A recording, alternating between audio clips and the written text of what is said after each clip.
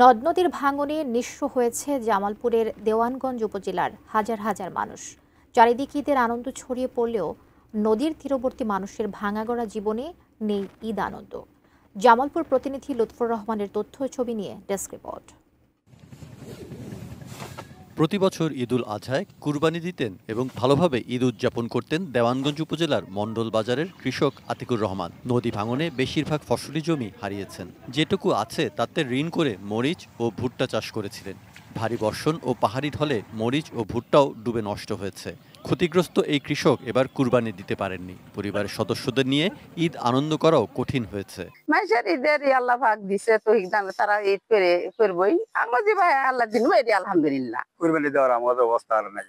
পোলাপান যে এই বছর ঈদ পরামর্শ করতে পারতেছে, এটাও আমাদের আর এই অবস্থাটা আর নাই। আমার খুব গুরুতর অবস্থা। বন্যা নদী ভাঙনে ক্ষতিগ্রস্তরা জানান, নদী তীরবর্তী গ্রামগুলোর অনেকেই আছেন যারা তাদের শিশু সন্তানদের নতুন জামা কাপড় কিনে দিতে পারেননি। ব্যবস্থা হয়নি ভালো খাবারেরও।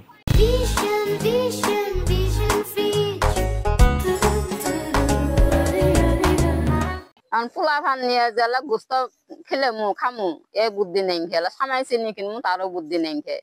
আজ ঈদের দিন পোলা ভান বাজার বাতি খাওয়া আনাচ্ছি না, নদী ভেঙে সবকিছু নিচ্ছে।